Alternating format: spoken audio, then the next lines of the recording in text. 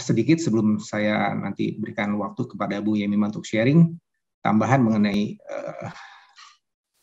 historisnya yang tadi, bahwa ini menceritakan kondisi bangsa Israel di Yerusalem setelah pembuangan. Nah, karena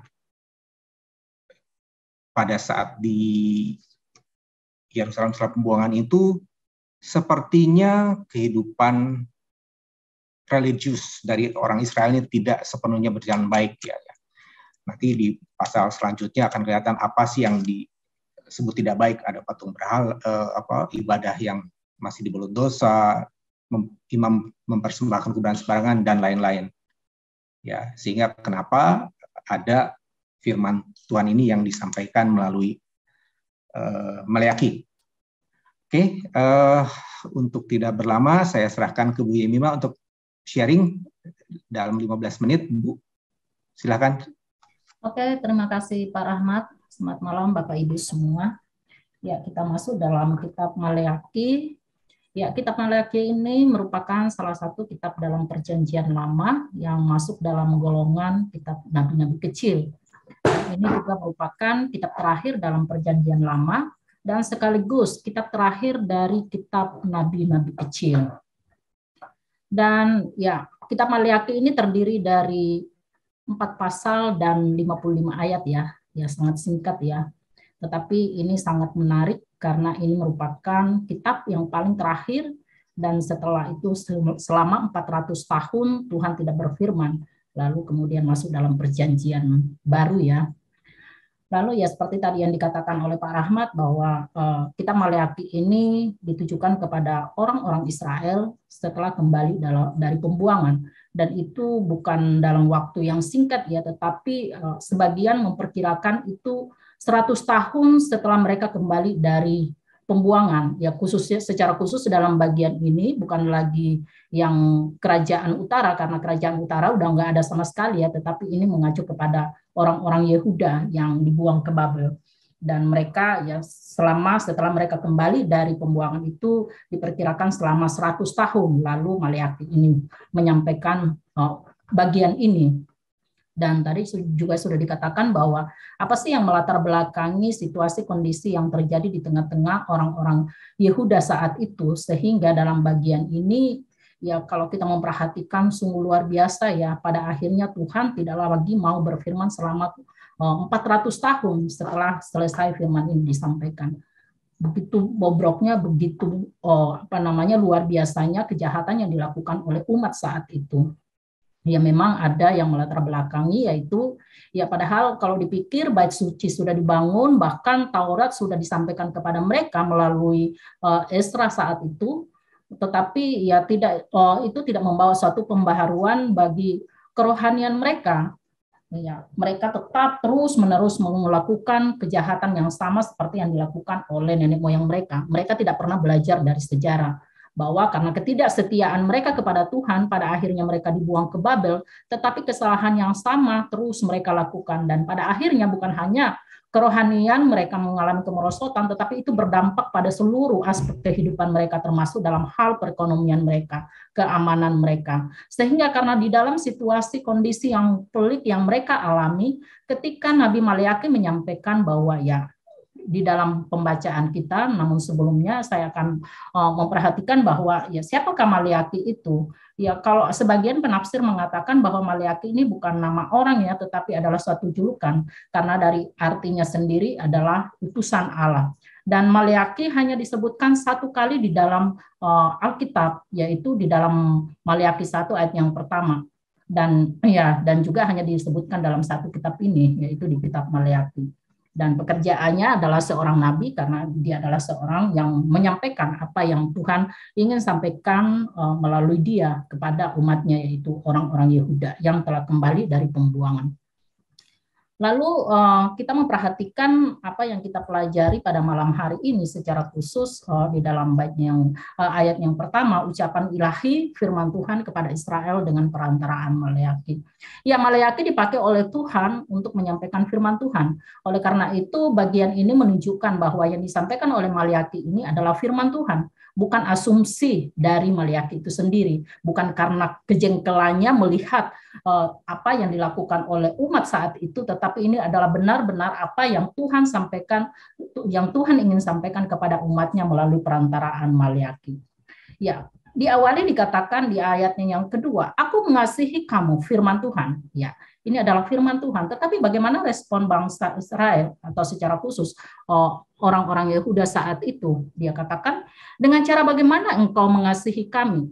Ya, dalam bagian ini waktu Maleakhi menyampaikan bahwa mengenai firman Tuhan, aku mengasihi kamu, ya Allah mau menyatakan kepada mereka bahwa ya Tuhan tetap mengasihi mereka.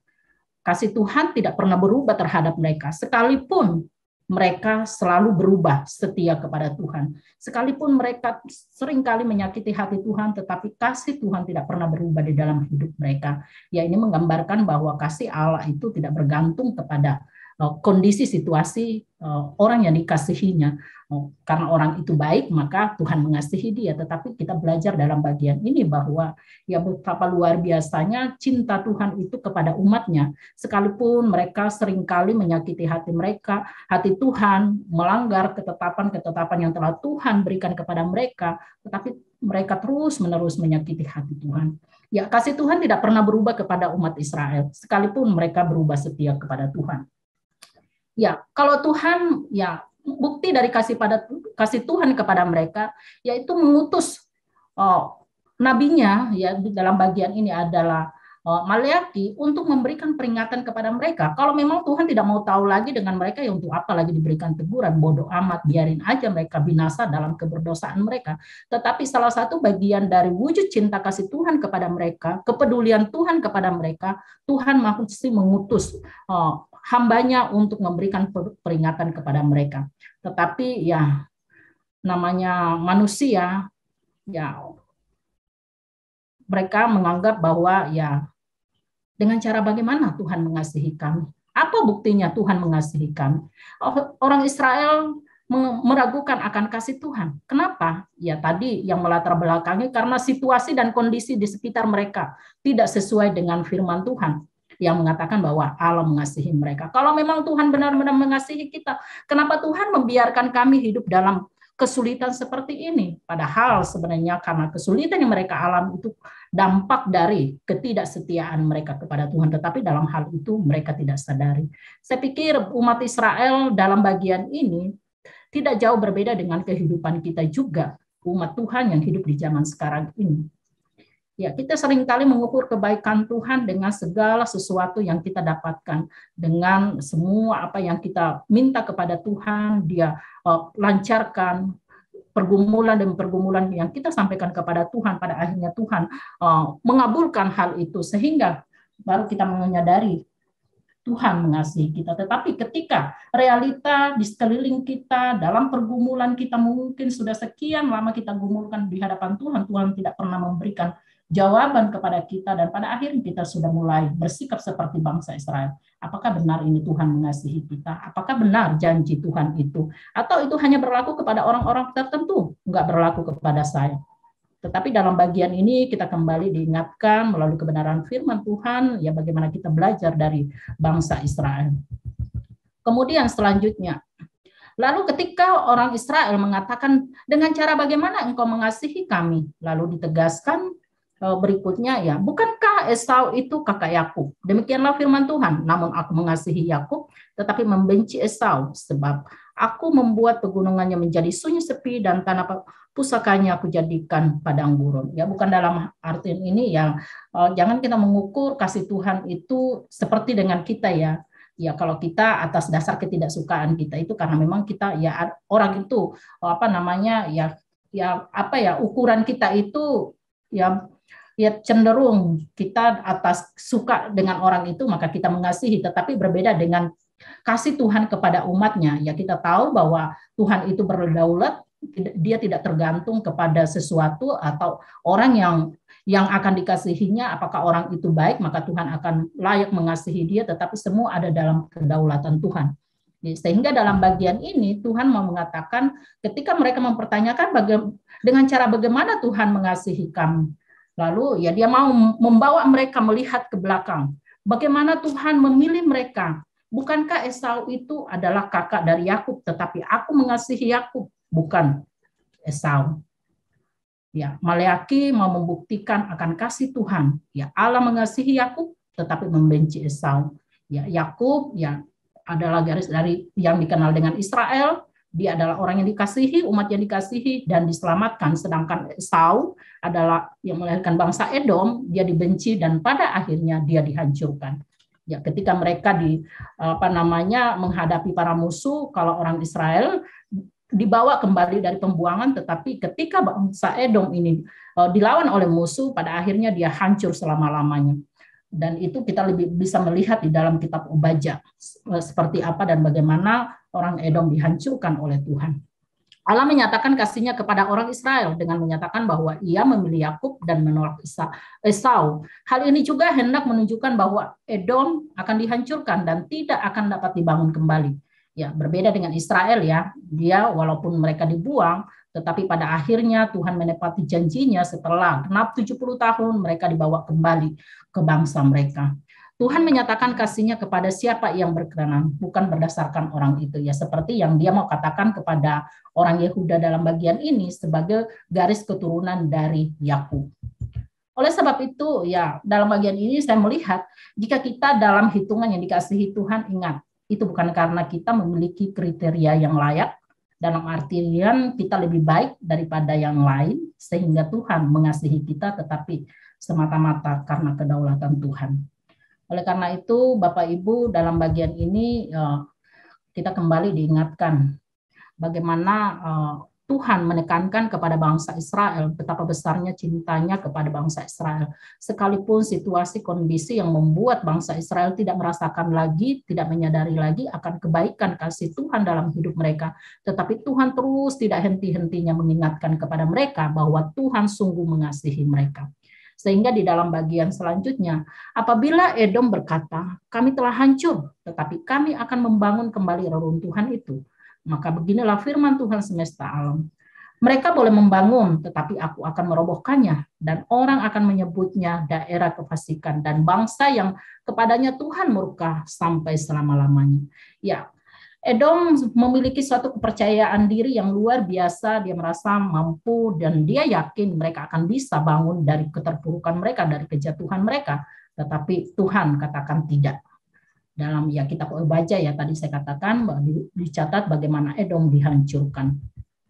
Ya, kepada Israel Tuhan murka, tetapi sementara kepada Edom dia murka selama-lamanya.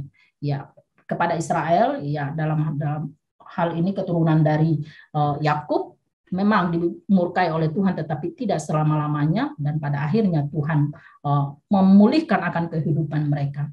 Sehingga dalam bagian ini Maleaki ingin berkata, membandingkan mau mengatakan kepada orang Yehuda, bandingkanlah kondisimu dengan Edom. Israel, kamu masih jauh lebih baik daripada Edom. Sekalipun saya memberikan sanksi atau hukuman kepada kalian, tetapi kamu ingat bahwa saya menepati janjiku, membawa kalian kembali dari pembuangan. Apakah itu kurang? Apakah kalau ya saya dalam bahasa saya, apakah itu kurang kasihku kepada kamu?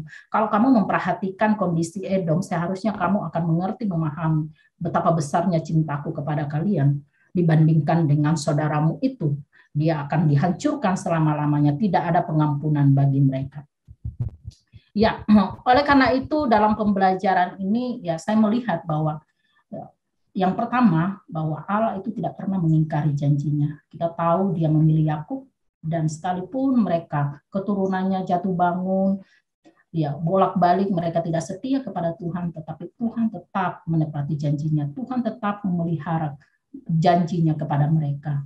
Ya, oleh karena itu dalam bagian ini saya melihat bahwa Allah tidak pernah mengingkari janjinya, walaupun umatnya seringkali mengkhianatinya. Oleh karena itu, dalam bagian ini biarlah kita juga belajar untuk terus percaya kepada janji Allah. Walaupun terkadang situasi, keadaan di sekeliling kita yang membuat kita sulit untuk mempercayai akan janji Tuhan. Tetapi ingat, apa yang dikatakan oleh Tuhan itu pasti akan digenapi. Nah, jangan kita tergantung dengan perasaan kita seperti yang dirasakan oleh bangsa Israel ini. Dengan mengukur perasaan mereka, ya mereka seakan-akan mereka tidak lagi merasakan akan kasih Tuhan, sehingga mereka menganggap bahwa Tuhan tidak mengasihi mereka. Kemudian ya dalam bagian ini biarlah kita juga terus mengingat dan menyadari akan kebesaran cinta Tuhan di dalam hidup kita. Kalau kita berpikir siapa sih diri kita sehingga Tuhan mau memilih kita dari sekian banyak orang di dunia ini, dari sekian banyak orang yang berdosa, dan Tuhan mau memilih kita. Siapakah kita? Bukankah itu suatu anugerah yang besar yang patut kita syukuri di dalam kehidupan kita? Oleh karena itu, ingat bagaimana kasih Tuhan kepada kita. Yang sudah berkorban bagi kita, dia mau menyelamatkan kita. Saya pikir itu yang paling penting. Kita yang seharusnya dimurkai, tetapi Tuhan menyatakan kasih-Nya kepada kita. Oleh karena itu, ya Bapak Ibu memang tidak bisa dipungkiri ketika kita menjalani realita hidup yang ada, ketika kenyataan yang ada, yang kita hadapi, ya tidak seindah dengan apa janji yang dinyatakan oleh firman Tuhan, dan di sana kadang membuat kita menjadi ragu, tetapi ingat malam ini kita kembali diingatkan, belajar dan terus belajar untuk mengingat akan kebesaran Tuhan di dalam kehidupan kita. Oke, terima kasih Pak Rahmat. Mungkin itu yang bisa saya dapat sharingkan dalam bagian ini. Saya kembalikan kepada Pak Rahmat. Terima kasih Bu Yemimah. Ya, Bapak Ibu, teman-teman, saya coba rangkum apa yang tadi Bu Yemi sampaikan ya. Pertama bahwa kondisi bangsa Israel di Yerusalem setelah pembuangan itu tadi disampaikan Bait Suci sudah dibangun, tapi hidup kerohanian tidak berubah ya. Akibatnya juga perekonomian, keamanan dari mereka tidak baik, bisa dibilang begitu. Ya, sehingga kenapa mungkin mereka juga bersungut-sungut lah ya. Kemudian Maleakhi ini utusan Allah, disebut memang hanya satu di Maleakhi, mungkin sebagai generik utusan Allah atau memang sebagai nama Nabi Yeremia gitu ya. Kemudian di ayat 1 ya disampaikan bahwa ini Maleakhi menyampaikan firman Tuhan sendiri yang disampaikan lewat Maleakhi ya, jadi bukan Maleakhi berbicara tapi ini firman Tuhan sendiri. Kemudian disampaikan juga tadi bunyinya bahwa Allah ini tidak berubah ya, kasih Allah tidak berubah, bahwa kasih-Nya tidak tergantung manusia. Apa yang manusia lakukan, apa yang manusia perbuat, meskipun mungkin kasarnya pada pengkhianatan manusia, berdosa pada Tuhan, tapi kasih Allah tidak berubah. Ya. Kemudian dinyatakan juga bahwa ya kenapa Maleakhi menyampaikan ini sesudah dari firman Tuhan bahwa pada saat itu Israel merasa ragu akan kasih Tuhan. Ya. Ya tadi sampaikan juga mungkin tidak jauh berbeda dengan kondisi kita sekarang yang kadang mungkin bukan kadang seringkali meragukan apa Tuhan ada, apa Tuhan mengasihi kita gitu. Karena kita mengukur kasih Tuhan dari apa yang kita minta dan kita terima. Kalau kita minta kita tidak terima, mungkin kita menganggap Tuhan tidak ada. Tuhan tidak mengasihi kita. Mungkin kurang lebih seperti itu. Jadi beda antara apa yang dikatakan dan realita. Sehingga itu menyebabkan mungkin Israel kecewa sehingga ya tidak melakukan kehendak Tuhan, kehidupan religiusnya juga tidak bertumbuh. Nah, yang menarik juga tadi disampaikan bahwa Tuhan mengasihi dan Tuhan berdaulat atas pilihannya, dengan siapa Dia akan mengasihi. Ya. Tadi disampaikan juga bahwa dikontraskanlah dengan Yakub, Esau dan kondisi Israel.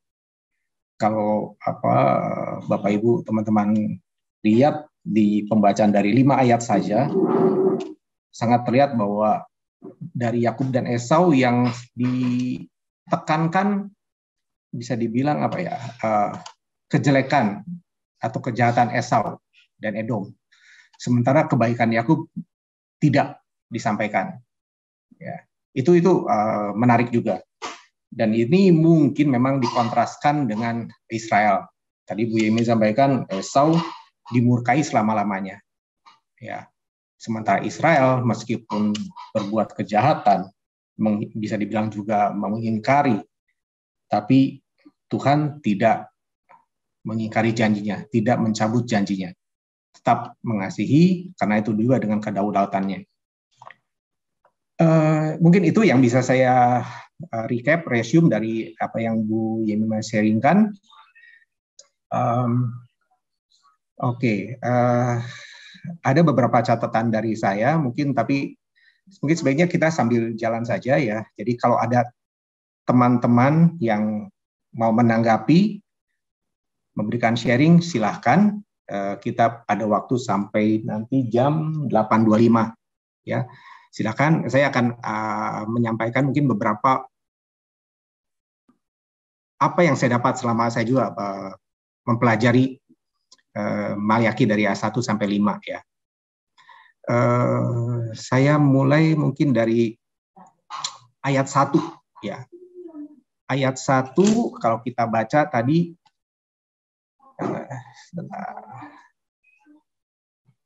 disebut ucapan ilahi. Titik. Kemudian langsung disebut firman Tuhan. Kenapa sih sampai itu harus ditulis seperti itu?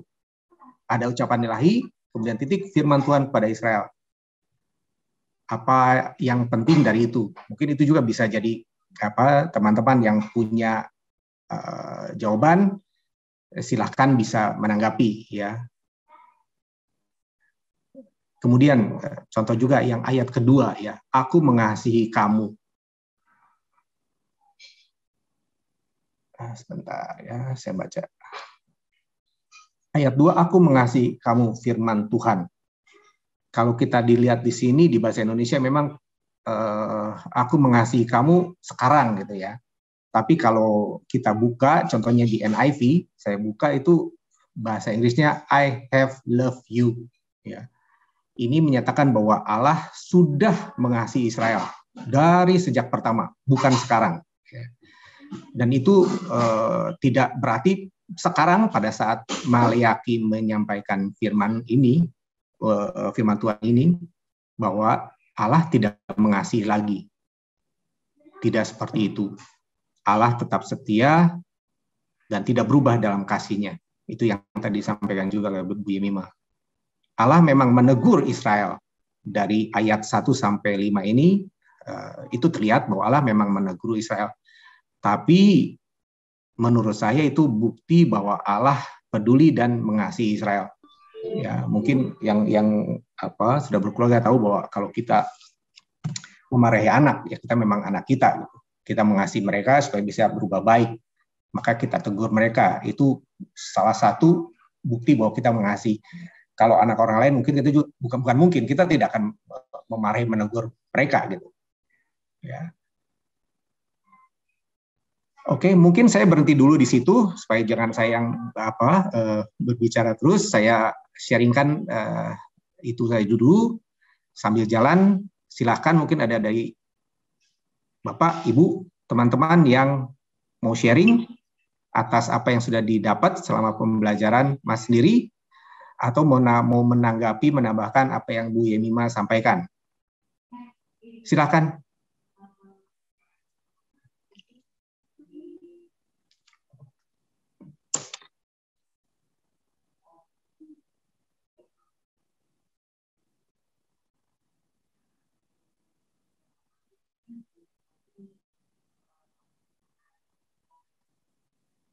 Belum ada? Oke, kalau belum ada, ya silakan. Saya akan lanjutkan apa yang saya dapat dulu ya. Di ayat 2b, tadi Bu Yemima juga sudah sampaikan panjang lebar. Jadi konteksnya bahwa tadi Tuhan berbicara bahwa aku mengasihi kamu. Tapi orang Israel bertanya dengan cara bagaimana, ya, bahwa mereka seperti itu. Bangsa Israel menyaksikan, meragukan Allah mengasihi. Karena ya tadi sudah disampaikan juga, kondisi mereka saat itu menjalani hidup dalam kondisi yang sulit di sebelumnya. Ya, maksudnya sebelum dibuang juga. Dan mereka merasa itu tidak sesuai, tidak cocok dengan firman Allah yang mereka dengar. tentang kebaikan Allah dari cerita nenek moyangnya secara turun-temurun bahwa Allah itu baik, Allah mengasihi. Mereka tidak merasakan itu sehingga mereka menyaksikan, meragukan. Ya, apalagi mereka dikalahkan, dibuang ke Babel. Mereka memang saat itu kembali ke tanah masing-masing, namun statusnya masih sebagai bangsa yang tidak mereka penuh, tidak merdeka penuh karena masih di bawah kekuasaan Persia saat itu. Jadi sepertinya mereka tidak merasakan, melihat kasih Allah secara langsung. Ya. Saya cukupkan dulu dari saya. Ada siapa ini? Silakan, ada teman-teman. Pak Rahmat, saya mau nyambung sedikit. Yang menarik, saya mau sharing sedikit buat kita semua. Yang tadi Pak Rahmat, poin yang Pak Rahmat katakan, Tuhan bilang, aku mengasihimu. Tetapi dalam konteks itu, ketika itu Israel meragukan kasih Allah. Yang menarik kalau saya hubungkan dengan kalimat Tuhan Yesus di dalam perjanjian baru, Tuhan Yesus mengatakan, engkau mengasihi aku. Apa buktinya engkau mengasihi aku? Kapan engkau mengasihi aku? Ya, itu kalau di dalam konteks Maleaki, umat yang tidak percaya Tuhan meragukan kasih Tuhan. Sedangkan di dalam perjanjian baru, Tuhan Yesus mengatakan kepada anak-anak, kepada pengikut-pengikutnya yang mengasihi dia. Bila mana ketika aku lapar, engkau memberi aku makan. Ketika aku tidak punya pakaian, kau memberi aku pakaian. Ketika aku terasing, dikucilkan, di penjara, engkau mengunjungi aku. Nah, ini dua kontras yang jadi mengingatkan saya ada kenaikan kelas, ya. Kalau di perjanjian lama, kalau kita dulu kita meragukan kasih Allah, tapi sekarang kita mengalami kasih Allah, harus kita mengaplikasikan kasih yang kita terima dari Allah di dalam perbuatan kita kepada saudara-saudara seiman dan juga orang-orang di sekitar kita, sesama kita. Itu poin yang saya mau sambungkan kepada apa yang tadi Pak Rahmat sampaikan. Kemudian satu hal lagi saya mau sharingkan sambil nanti jalan, mungkin ada beberapa poin, tapi ini saya tambahkan satu aja dulu. Hari ini saya dikejutkan dengan sebuah kiriman video dari teman saya di grup teman-teman SMA, yaitu mengenai sebuah buku. Jadi membedah buku, ya. Ada sebuah buku yang ditulis oleh, bentar saya lihat, saya lupa ini nama penulisnya. Ini buku berdasarkan survei kepada penduduk hampir dikatakan 90% penduduk dunia, ya, secara kuantitatif.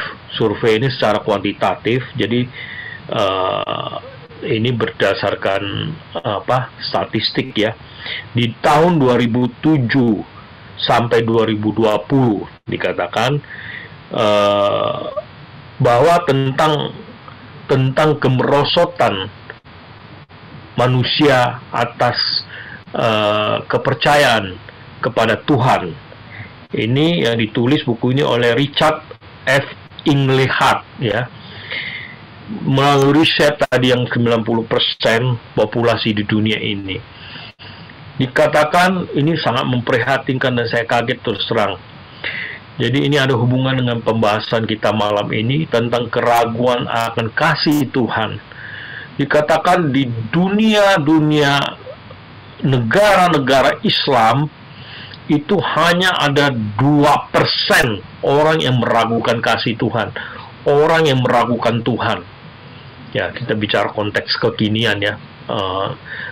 Kalau kita hubungkan dengan apa konteks kita tentang Maleakhi 1-5 ini. Kemudian di negara menengah, kemakmurannya masih menengah ke bawah, itu termasuk kita lah, Indonesia di dalamnya ya. Itu ada sekitar 12% orang yang meragukan tentang Tuhan, orang meragukan adanya Tuhan. Sedangkan di negara-negara komunis seperti Cina, itu ada sekitar 50% lebih, di atas 50% yang tidak percaya akan Tuhan. Seperti itu. Dan yang lebih parah lagi, yang merupakan kantong kekristenan, negara barat, Amerika, itu 31% orang sudah disurvei di 2007 sampai 2020 ya. Kemerosotan orang-orang Amerika. 31% mereka tidak percaya akan Tuhan. Yang dulu kita tahu kaum Puritan yang masuk ke Amerika dengan basis gereja-gereja baptis yang hebat ya. Di Amerika hampir sempurna katakan penduduk Amerika itu mempercayai Tuhan. Nah, pada dasar luasa sekarang ini katakan 31% yang tidak percaya Tuhan. Dan Eropa, terutama negara-negara Skandinavia, itu lebih parah lagi, seperti Denmark, Finlandia, yang justru kalau kita lihat adalah negara-negara makmur, Swiss ya, Swedia dan lain sebagainya. Ini negara-negara makmur di Eropa yang bahkan dikatakan tingkat kebahagiaannya yang tinggi. Tetapi justru di situ tingkat kemerosotan kepercayaan orang akan Tuhan itu rendah sekali. Di atas 50% orang tidak percaya Tuhan. Hasil survei itu menunjukkan. Nah, inilah kondisi yang memprihatinkan dan sekaligus menjadi pemicu bagi kita sebagai orang-orang yang percaya kepada Tuhan. Kita mesti sebagai aplikasinya mendidik anak-anak kita sehingga Indonesia ini tidak seperti yang kita lihat kantong-kantong kekristenan itu. Sema, ulangan ya, kita tahu, ulangan 6 ya. Perintah Tuhan untuk orang tua mendidik anak ulang berulang. Di rumah, di luar rumah, ya. Tidur, bangun, Tuhan katakan, kantongin itu. Ada di jidatmu, ada di ambang pintumu. Artinya dalam segala suatu sikon, baik buruk, urgensi buat kita orang tua benar-benar mendidik anak dengan takut akan Tuhan. Penekanan saya bukan sekedar teori ya, tetapi sungguh-sungguh ini kita alami sebagai orang Kristen. Bukan hanya sekedar kita berteori membawa anak-anak ke gereja saja, tetapi anak-anak mengalami Tuhan di dalamnya. Mereka mengalami, biarlah benar-benar sesuai harapan kita ketika kita membawa anak-anak kepada Tuhan. Mau anak-anak mempunyai iman seperti kita orang tua. Yang menjadi pertanyaan, kita orang tua, seperti apa iman kita? Kita gampang ngomong kalau kita mau melihat Israel begini meragukan Tuhan. Kalau kita lagi happy-happy ya kita nggak meragukan Tuhan sih. Tapi kalau lagi susah, nggak terucap, tapi di dalam pikiran, di benak hati kita ada problem besar, mungkin juga kita mulai meragukan Tuhan. Itu dulu yang saya mau sampaikan. Terima kasih Pak Rahmat. Ya, terima kasih Pak Eri. Itu survei sampai tahun 2020 ya tadi Pak Eri? Masih mute Pak. Ya betul Pak Rahmat. Ya, berarti apa? Ya terbaru ya. Jadi Ya. Kalau dilihat berarti apa yang tadi kita baca di Maleakhi terjadi lagi, bukan terjadi lagi. Memang kondisi manusia seperti itu. Apa yang dulu sudah terjadi, ya kondisi sekarang sebenarnya kurang lebih sama saja. Mungkin juga lebih parah gitu. Karena jumlah penduduk dunia kan lebih banyak dibanding dulu. Ya, persentase aja 50% kalau dihitung dari berapa miliar mungkin atau ratusan juta, ya Pak, udah berapa gitu. Jadi kondisinya ya kurang lebih sama parahnya lah kalau bisa saya bilang dengan kondisi yang tadi kita baca gitu ya Pak Eri. Oke, mungkin dari teman-teman yang lain ada yang mau sharing?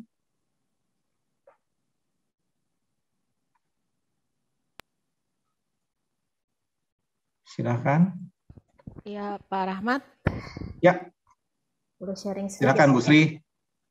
Kalau salah tolong dibenerin nih, kebetulan ada pakar-pakar Pak Netson, Pak Galen. Tapi begini, kalau saya tadi Pak Rahmat ada bicara tentang ucapan ilahi ya Pak ya. Tadi saya coba lihat di King James, itu dikatakan di situ the burden of the word gitu ya, the burden of the word of the Lord to Israel. Jadi kalau saya bisa lihat sih itu mungkin maksudnya bahwa ini adalah sesuatu beban yang harus memang disampaikan, beban yang diberikan Tuhan kepada Maleakhi yang harus disampaikan kepada bangsa Israel, sehingga itu mengatakan bahwa ini adalah pesan yang penting dari Tuhan. Itu yang boleh saya lihat. Kemudian kalau lihat dari ayat 2-5 ya kita jadi bisa melihat bahwa memang ini adalah konsep pemilihan sejak awal gitu kepada bangsa Israel. Sejak dari lahir Yakub dan Esau, Allah sudah memilih Yakub sejak awal gitu. Dan bahkan kita percaya itu sejak sebelumnya gitu ya, sejak sebelum dunia ini ada pun gitu Allah sudah memilih Yakub dibanding dengan Esau. Jadi kita di sini juga seperti yang disampaikan tadi Pak oleh Ibu Yenima bahwa ini memang kedaulatan Allah gitu. Konsep pemilihan yang memang sudah ada sejak awal dan ini berlaku juga kepada kita sampai sekarang gitu. Itu kira-kira yang saya bisa lihat gitu Pak Rahmat. Terima kasih Pak. Baik, makasih Bu Sri. Pertanyaan tadi saya simpan nanti dari narasumber yang akan menjawab langsung ya. Nah, tadi terkait ayat 2-4 pemilihan sejak awal. Nah, itu sebenarnya menarik sih ya. Mungkin itu nanti teman-teman akan banyak sharing ataupun mempunyai pendapat tersendiri tentang ini, pemilihan sejak awal. Kedaulatan apa ini, predestinasi lah ya kalau kita sampaikan. Ya mungkin supaya agak ada bahan buat teman-teman, saya juga sampaikan bahwa kenapa sih di ayat 24 disebut berkali-kali bahwa Allah membenci Esau namun mengasihi Yakub. Ya, kenapa sih Allah berbicara seperti itu? Ya, jadi yang tadi Bu Sri sampaikan, apakah ini menunjuk pada predestinasi sehingga sangat ditonjolkan seperti itu? Ya, ini ada mungkin bisa dibandingkan di Roma 9 ayat 10-16. Ya, mungkin itu saya berhenti dulu di situ. Ada teman-teman yang mau sharing? Di sini ada Pak Saud, mungkin Pak Saud.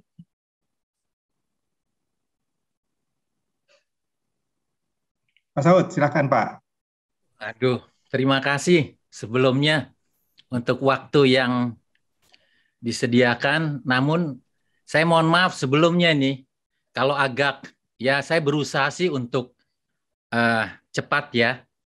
Menarik sekali ini tema ya. Bahkan sempat kita bicarakan minggu lalu ya tentang PA ini. Baik, saya ambil semangatnya ya, semangat dari ya biar bagaimanapun kekristenan ini lahir dari Yudaisme juga ya. Di dalam Yudaisme ada satu semangat hidup mereka di dalam beragama, berteologi, yaitu namanya hafruta. Hafruta itu minimal 2 orang, mereka saling menguatkan ya, saling mengisi ya. Itu diambil dari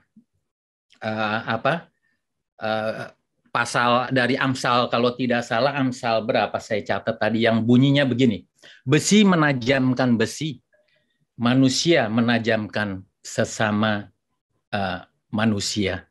Ya saya ini bersyukur ya GRI punya PA, dan kalau saya lihat di sini PA ini dihadiri oleh para penatua ya. Nah ini kaitannya dengan penatua nih.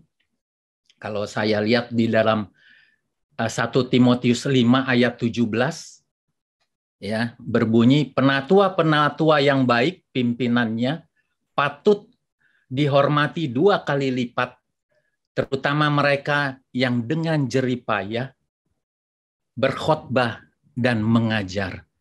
Nah, disinilah sebenarnya tempatnya ya kita semua nih untuk kita belajar berkhotbah dan mengajar sama-sama. Besi menajamkan besi, manusia menajamkan sesamanya. Jadi semangat itulah yang saya ambil momen ini untuk mencoba sharing tentang yang sekarang ini di dalam Maleakhi pasal 1 ayatnya yang ke-1 sampai dengan yang ke-5 ya. Kalau kita lihat kuncinya daripada ayat ini adalah tentang kaitannya dengan teks dan konteks ya. Kaitannya itu dengan Yakub. Nah, namun kalau kita hanya bicarakan Yakub, sebenarnya itu hanya sepotong bagian yang tidak lengkap. Saya akan kembali ucapan ilahi itu. Kapan ucapan ilahi itu disampaikan ya tentang pemilihan Yakub?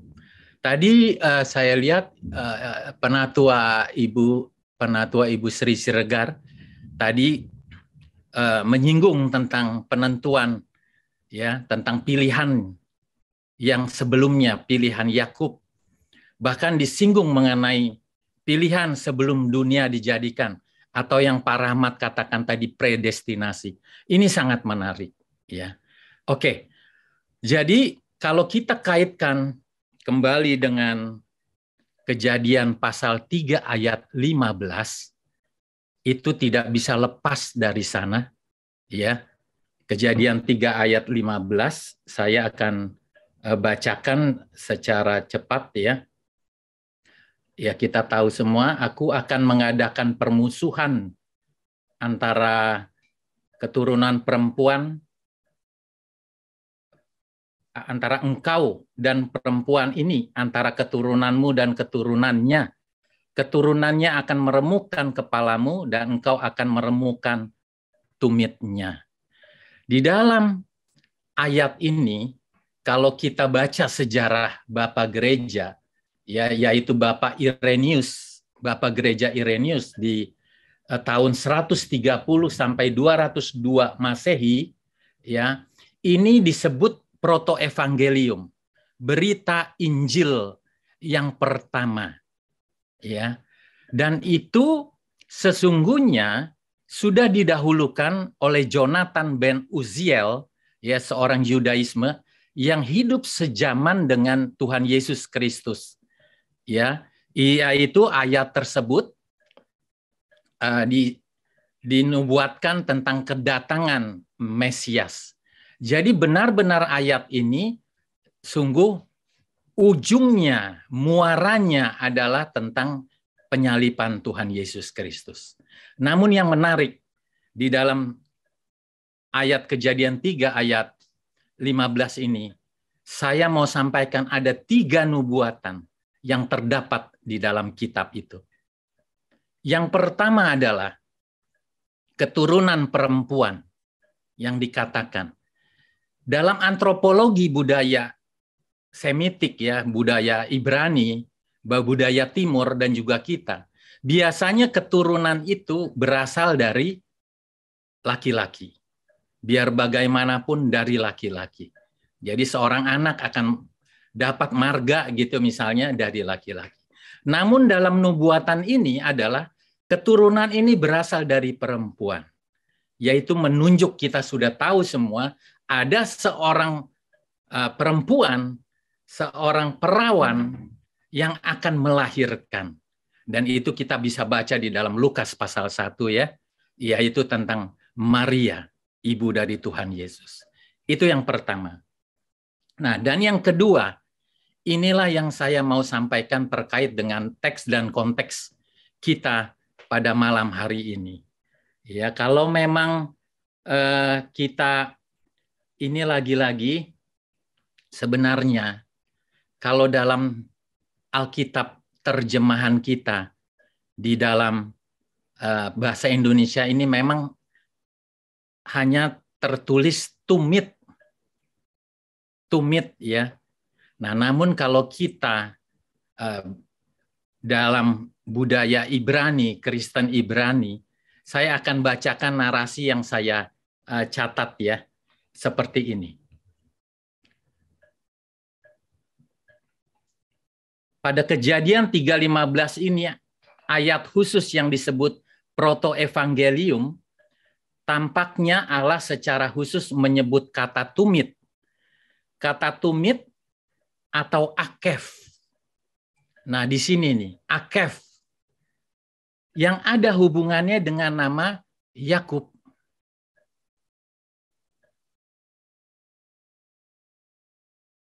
Dalam menubuatkan keturunan perempuan yang kelak akan menjadi sang penebus dosa yang terjadi sejak kejatuhan Adam itu. Jadi memang kata tumit di sini di dalam Kejadian 3 ayat 15 itu menunjuk akef atau Yakov.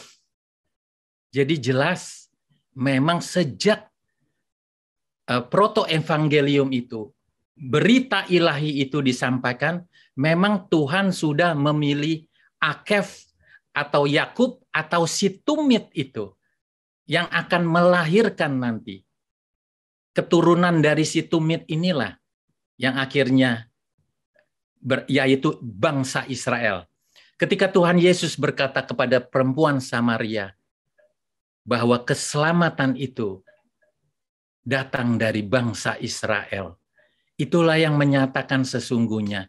Kalau tadi Pak Rahmat sampai katakan dalam Roma 9, pemilihan itu memang pemilihan Yakub atau pemilihan dari Israel. Karena keselamatan Mesias dilahirkan dari Israel.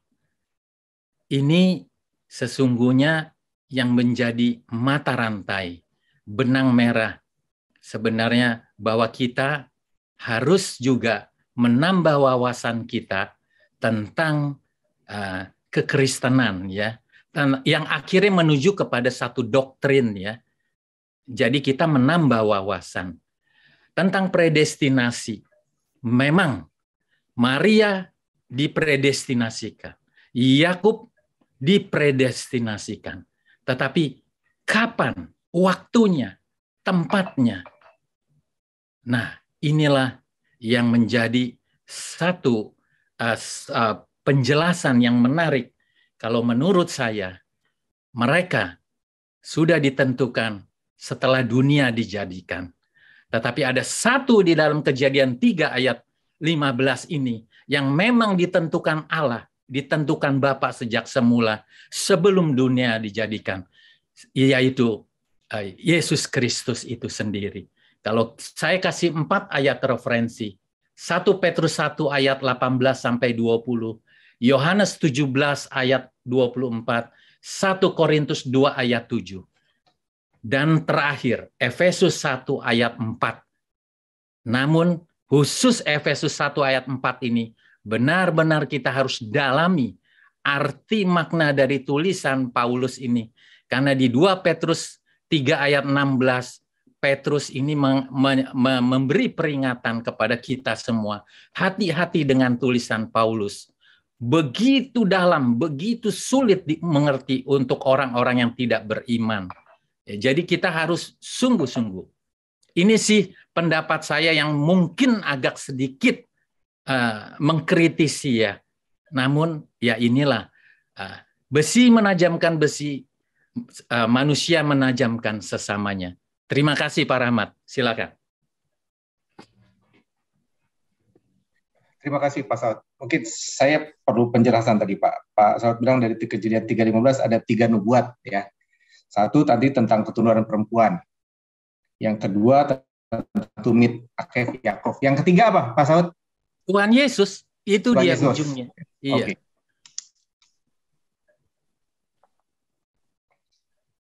Terima kasih Pak Saud.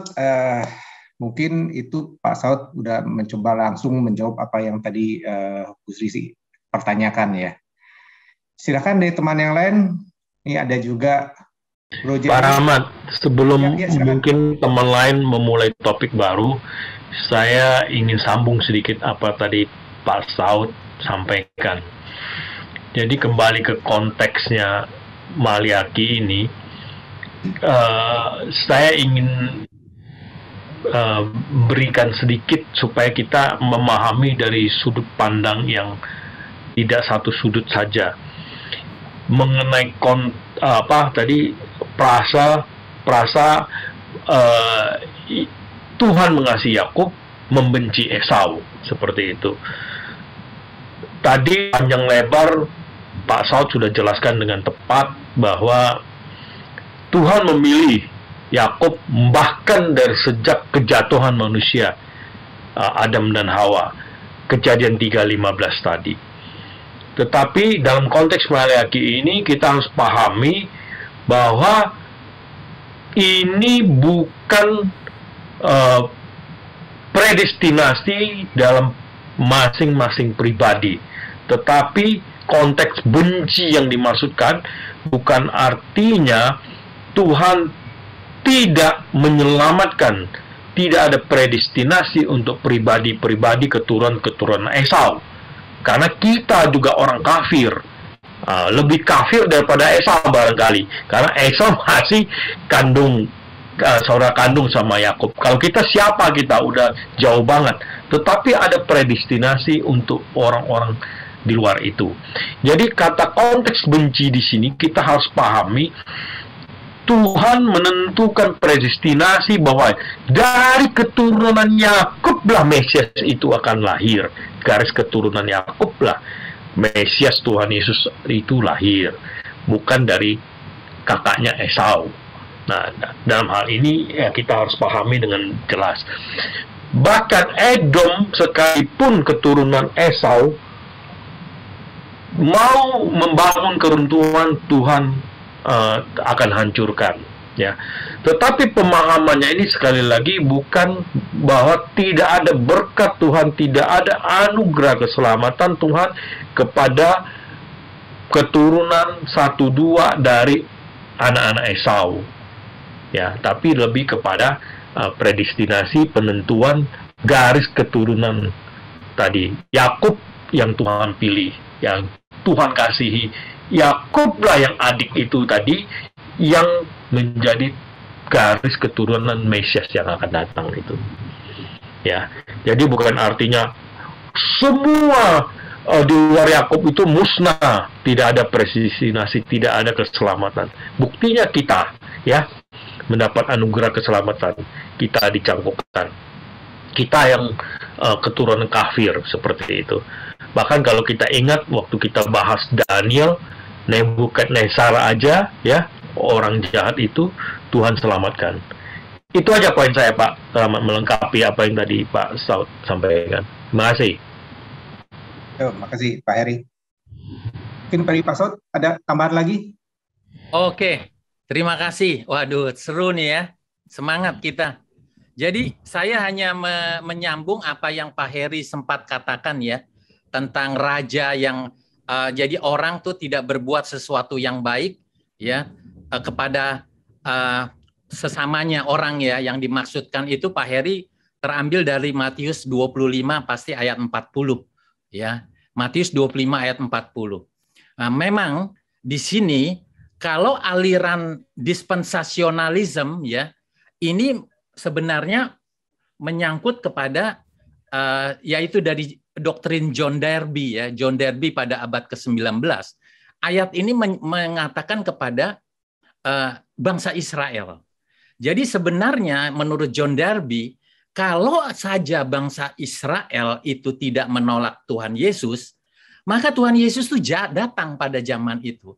Gitu. Justru karena menolak bangsa Israel menolak Kristus sebagai Mesias, maka plan B-nya itu gereja, yaitu kita semua. Itu menurut doktrin dispensasionalis yang dari John Darby ini. Nah, bagaimanakah sesungguhnya sebenarnya? Apakah keselamatan itu hanya untuk Israel, menyambung tadi Pak Heri katakan? Ternyata kalau kita dalami lagi sebenarnya itu ditujukan kepada semua, namun kepada orang-orang yang memang mematuhi atau mendapatkan karunia dari Tuhan Yesus itu, kasih karunia yaitu iman, dan juga yang menuruti firman-Nya, yaitu saudara dan saya, yaitu gereja sebenarnya. Jadi ayat itu bukan untuk bangsa Israel saja, tetap bukan hanya untuk bangsa Israel sebenarnya originalnya, tetapi untuk kita, yaitu gereja Tuhan ini. Jadi bangsa Israel menurut John Darby karena menolak maka kita keselamatan jadi plan B, itulah menurut doktrin itu. Tapi sesungguhnya memang Yesuslah yang telah ditetapkan dari semula. Dan kita tahu Yesus itu adalah kepala gereja. Kita adalah anggota tubuhnya. Maka kita terhisap di dalam keselamatan yang memang sudah ditetapkan di dalam Kristus Yesus. Itu saya hanya menyambung, menambahkan seperti itu. Terima kasih. Ya, terima kasih Pak Sot. Clear. Silakan teman-teman yang lain.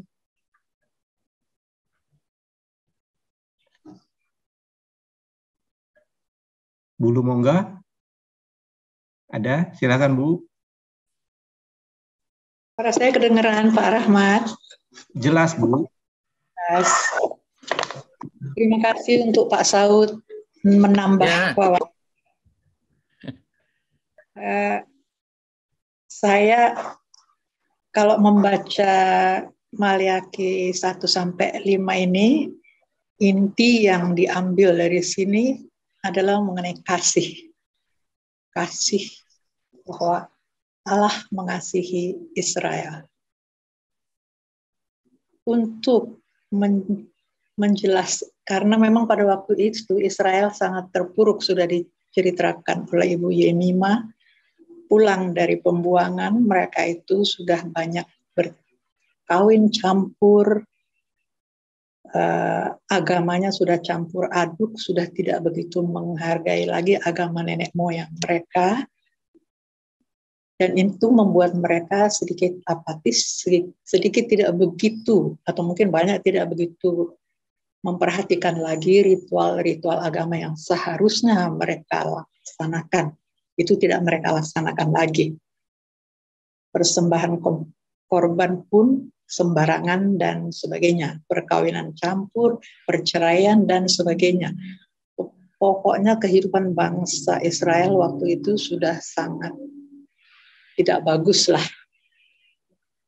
Mereka dalam keadaan seperti itu tidak percaya kalau Tuhan masih mengasihi mereka. Masa iya sih Tuhan masih mengasihi kita seperti ini, tapi Maliaki diutus oleh Tuhan Allah mengatakan, aku mengasihi engkau.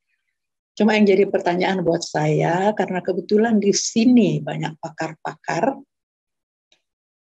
untuk menjelaskan. Pada waktu menjelaskan kasih Tuhan Allah pada umat Israel, Maliaki memberi contoh antara Edom, antara Esau dengan Yakub. Esau dia dimaknai sebagai Edom, Yakub, Israel. Kasih didampingkan dengan kebencian. agak sulit untuk menjelaskan hal seperti ini kepada anak-anak atau orang-orang muda yang baru mencoba memahami bagaimana mungkin Allah yang Maha Pengasih, tapi juga membenci. Tentunya ada alasan yang lebih dalam dari ini yang bisa dijelaskan oleh para pakar di sini, bahwa kebencian yang ada di sini itu kebencian yang seperti apa sih? Itu yang pertama. Yang kedua, kasih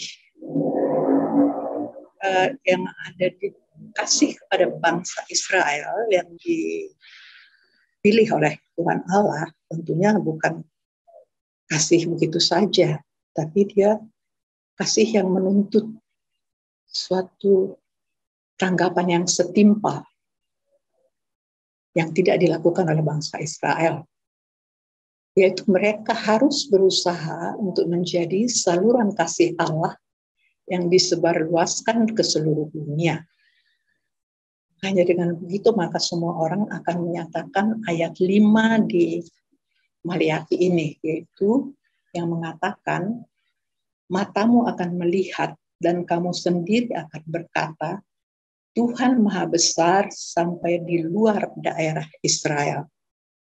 Jadi barangkali kasih yang dinyatakan di sini nih harus lebih dijelaskan.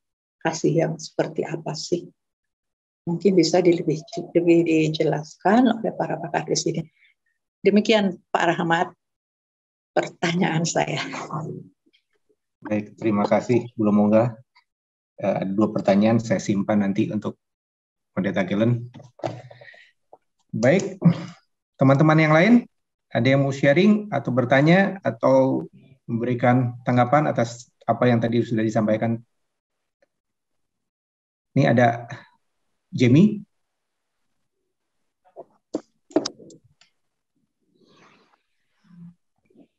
Iya kok.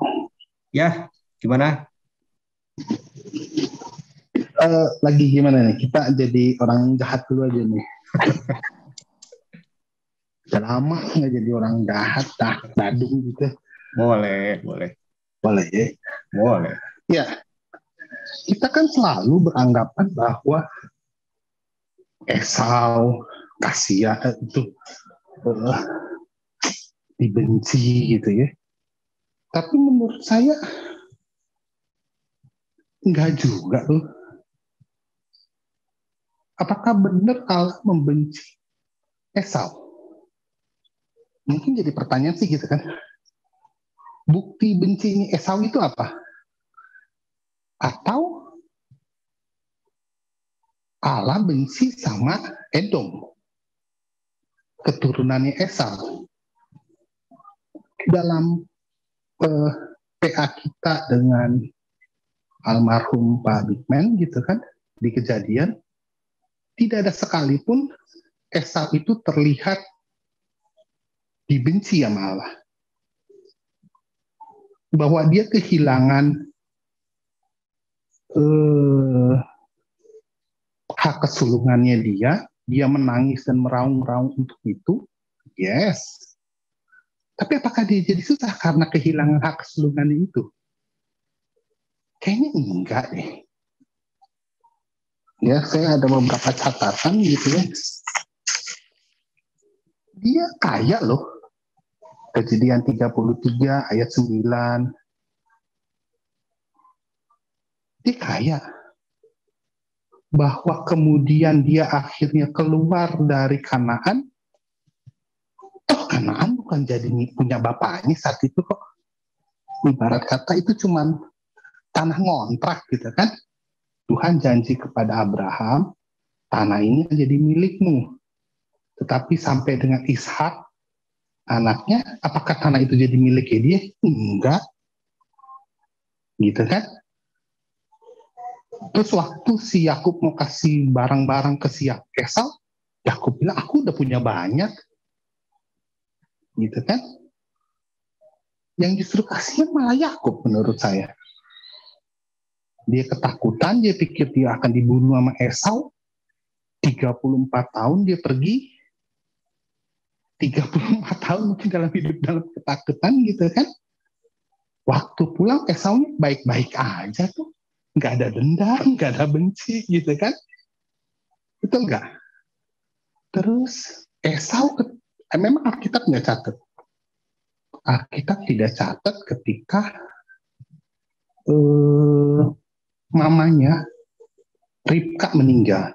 Tapi diyakini bahwa ketika Ribka meninggal, Yakub nggak ada. Karena pada kejadian 40-an gitu ya, ketika selesai ketemu, Yakub dan Esau ketemulah. Yakub ketemu sama bapaknya. Yakub meninggal di 180. Kalau potong 34, 144, Yakub udah buta sampai 180. Wah, enggak juga sih hidup begitu ya. 180 tapi 30 tahunnya itu buta gitu kan. Dia masih ketemu bapaknya. Tapi dia ketemu Ribka, mamanya enggak. Dia orang yang sayang mamanya loh. Artinya sih menurut saya ini jadi diskusinya adalah dibenci apa ya? Dibenci Edom, oh ya mungkin karena Tuhan berjanji bahwa oh ya Edom akan dihabisi sama Tuhan. Tapi untuk Esau,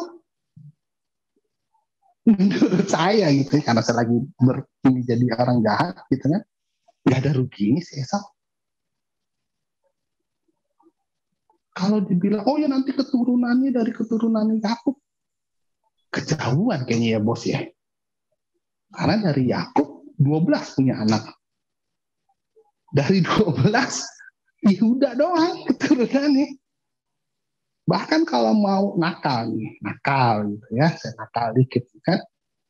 Mama Pak Saud kan bilang tadi dari perempuan. Emang Maria orang Yehuda? Nah, pusing-pusing kan? Emang Maria orang Yehuda? Kan tadi janjinya kejadian 3 ayat 15 dari perempuan itu. Tapi yang Yehuda itu siapa? Yusuf kan? Maria, mas kan kalau dari Lukas kelihatan bukan?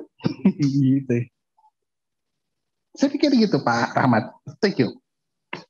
Dan maaf kalau jadi pusing karena ya saya lagi berlaku nakal dikit sekarang. Pak Rahmat, saya mungkin mau merespon ya. Silakan Bisa? Pak Saud. Begini, kalau kita belajar teologi ya, apalagi yang sudah masuk STT, kita tahu arti kata eksegesis ya. Eksegesis itu apa artinya? Menggali kemudian keluar. Artinya apa yang ada di dalam Alkitab, kita berpikir, menafsir apa ini sebenarnya. Nah, itulah kita cari. Tetapi kalau eisegesis, kita membawa pikiran kita ke dalam Alkitab. Begitu. Jadi cari kebenaran, cari ayat-ayatnya. Ini ada nggak aliran yang melarang kata Allah, katanya mengikuti agama lain lah ya, udah tahu ya. Jadi mereka bilang Yod-He-Vav-He itu, YHWH itu dibacanya Yahweh. Padahal menurut sejarah Israel, histori bangsa Israel, tidak pernah ada kata Yod-He-Vav-He itu adalah Yahweh. Nah itulah contoh eisegesis. Ya, karena dia membawa pikirannya ke dalam Alkitab. Nah sekarang saya mulai coba tadi. Saya ambil contoh, nanti mungkin Pak Galen ya, saya tentang membenci Esau. Saya memberikan satu narasi cerita Alkitab ini yang sebenarnya. Kalau kita lihat di dalam Maleakhi 2 ayat 16, maaf ya kalau ada kata-kata saya yang menyinggung. Kita baca, sebab aku membenci perceraian ya, seterusnya. Dasarnya ada nggak? Alkitab ini katakan ada. Memang Allah membenci perceraian karena ia alami sendiri di mana? Di Firdaus. Ketika Adam tidak setia lagi, malah dia nurutin iblis.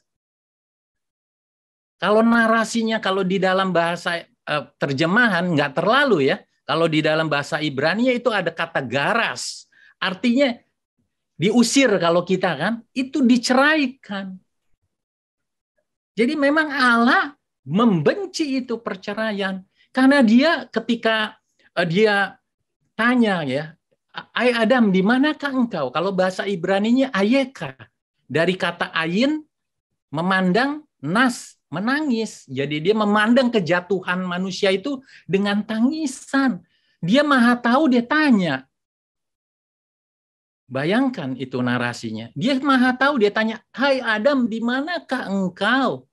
Waduh, itu suatu kesedihan dari Allah. Yang akhirnya dia harus adil, diusir. Terjadi perceraian. Makanya ketika, ini panjang lagi, tapi saya kasih sedikit, sifat Allah atau sebutan Allah, panggilan Allah itu ada Elkana. Elkana itu Allah yang cemburu. Ketika dia hadir di perkawinan Kana, Allah yang cemburu hadir di dalam perkawinan. Kita ini adalah mempelai perempuannya. Dia mempelai laki-laki. Jadi memang Allah membenci perceraian, dasarnya ada. Ketika Paulus di Roma 9, ayat 10 yang ayat 16 tentang membenci Esau, nanti Pendeta Galen untuk hal yang itu. Jadi ada satu kebencian dari apa yang dilakukan Esau. Itu pasti kita tahu. Terima kasih. Terima kasih Pak Saud. Ya mungkin saya mau sedikit aja menambahkan yang tadi Jamie sampaikan. Kenapa sih ini Yakub dan Esau dibawa ke sini gitu? Mungkin itu memang satu diskusi sendiri ya tentang Yakub dan Esau. Tapi pengertian saya terkait di Maleakhi ini bahwa kenapa sih bagian ini dibawa? Maleakhi, Tuhan ingin menyampaikan bahwa ke bangsa Israel bahwa ya coba bandingkan nasib bangsa Israel sendiri dengan Edom. Ya. Nasib bangsa Israel jauh lebih baik dari nasib Edom. Tuhan ingin menyampaikan bahwa itu bukti bahwa Allah mengasihi Israel. Ya. Itu pengertian saya terkait kaitan dari Yakub Esau, kenapa di Maleakhi disampaikan. Tapi mungkin nanti Pendeta Gen akan lebih lanjut. Waktu sudah habis, tapi saya berikan kesempatan untuk satu orang lagi dari teman yang mau sharing atau mau bertanya, silakan.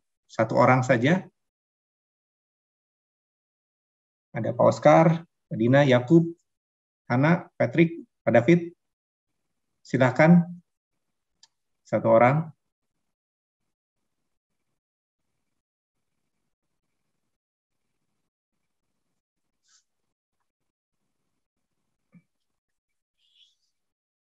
Silakan, ada. Oscar.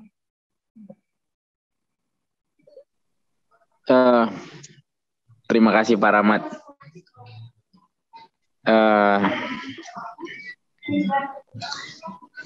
Saya cuma sedikit tadi Pak Saud sempat menyinggung yang sekolah teologi ya. Jadi ya yang pernah saya pelajari.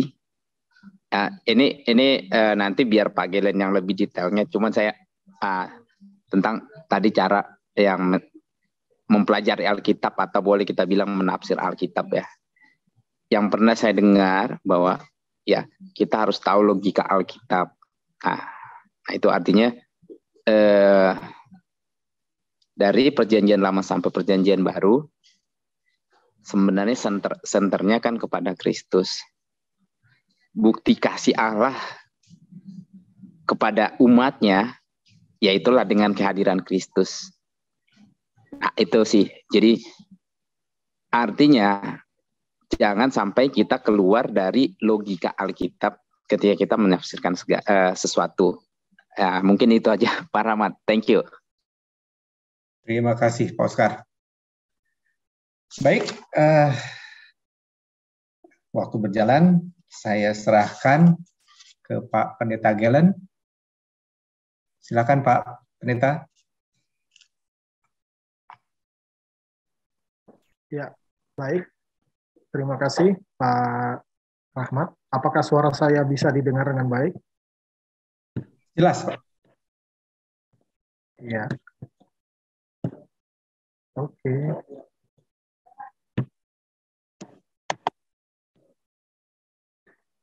Ya, baik. Saya akan memulai ya. Bagian tadi dibilang kesimpulan dan closing statement ya, 25 menit. Lama juga nih kesimpulan dan closing statement. Ya, baik. Kita akan memulai. Bisa kelihatan nggak ini? Screen-nya? Kelihatan, Pak. Jalan ya? Jelas, slide-nya jelas. Slide-nya belum slideshow. Oh, ini ngaco lagi nih. Mungkin ini suka begini laptop saya nih. Mungkin Bu Yemima bisa bantu Bu Yem untuk namanya slide-nya. Nah, baik. Ya, ada lagunya keren. Iya, mungkin slide berikutnya, ayatnya nggak usah kita baca lagi ya, kita udah baca semua tadi. Boleh lompat Bu Yemima ayatnya. bisa di slideshow supaya besar. Nah, oke, udah, makasih. Ya, oke. Lanjut berikutnya, ayatnya lompatin aja karena udah kita baca tadi.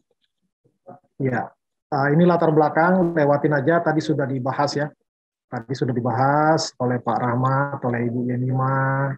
Lanjut latar belakang, lanjut aja. Tadi sudah dibahas juga. Yang belum aja nih, biar yang seru-seru aja kita ya. Oke.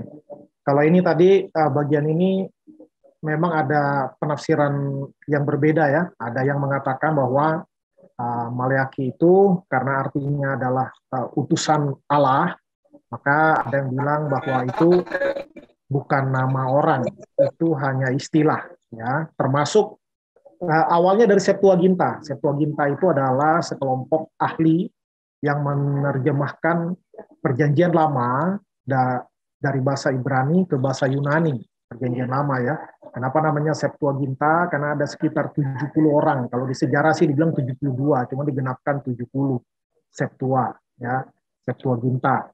Jadi terjemahan Septuaginta itu juga mereka menafsirkan, menduga itu adalah istilah ya, maka mereka lalu John Calvin juga salah satu bapak reformasi juga menduga yang disebut Malaki itu, Malachi kalau orang Inggris bilang itu adalah Ezra katanya, karena mereka memang hidup kurang lebih zamannya sama ya. Tetapi apapun itu, apakah itu Ezra ataukah itu nama, bisa-bisa saja ya, itu tidak penting bagi kita, yang penting ada ayatnya.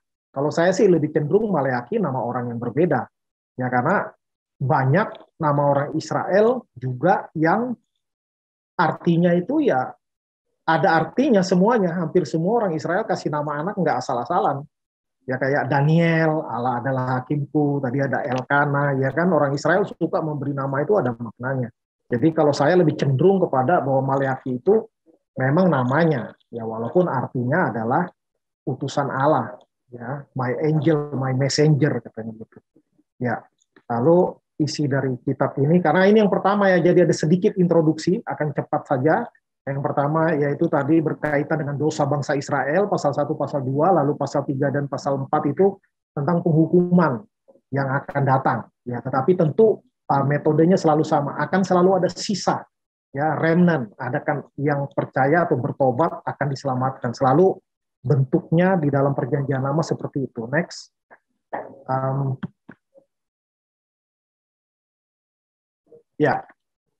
Ya, ini isinya saya ambil dari ensiklopedia. Isi dari kita melihat ada judul, lalu Tuhan mengasihi Israel yang kita bahas malam ini, lalu pasal 1 ayat 6 sampai 2 ayat 9 lukisan arti dosa-dosa ya, berbagai dosa Israel, termasuk tadi ada perceraian juga ya di pasal 2, dan kawin campur ya, mereka kawin campur lalu menceraikan ya. Kemudian ada hari Tuhan yang akan datang di pasal 3, itu nanti akan dibahas di PA berikutnya, bagaimana yang akan datang nanti ditafsirkan di Perjanjian Baru sebagai Yohanes, bahwa akan datang orang yang mempersiapkan jalan bagi Tuhan gitu, Yohanes Pembaptis. Lalu ada membahas tentang persepuluhan, ada janji keselamatan, dan juga ada bagian penutupnya di kitab Maleaki. Next slide. Ya. Ya, ini ucapan ilahi firman Tuhan kepada Israel. Mungkin langsung saja semuanya dikeluarin biar nggak bingung kita ya. Ya, tadi ini udah dibahas juga oleh Ibu Penatua Sri ya. Ya, bagus sekali. Memang kalau di yang bahasa Indonesianya hanya ucapan ilahi firman Tuhan kepada Israel dengan perantaraan Maleaki. Nah, kalau di terjemahan bahasa Inggris itu memang boleh kita bilang ya, bukannya Indonesia salah, tapi ada bahasa-bahasa tertentu yang susah dicari padanan katanya, sehingga tidak bisa memuat keseluruhan makna yang ingin disampaikan oleh bahasa asli. Jadi gitu. Ya, jadi tidak salah terjemahan bahasa Indonesia. Hanya kalau kita lihat dari versi bahasa Inggrisnya, maka akan lebih kaya ya penterjemahannya. Dikatakan firman Tuhan itu dikatakan the burden of the word of Jehovah kalau kata American Standard Version. Lalu kalau updated King James Version bilang the burden of the word of the Lord ya to Israel by Malachi. Ya, jadi di sini ada diistilahkan dengan kata beban. Ya, beban.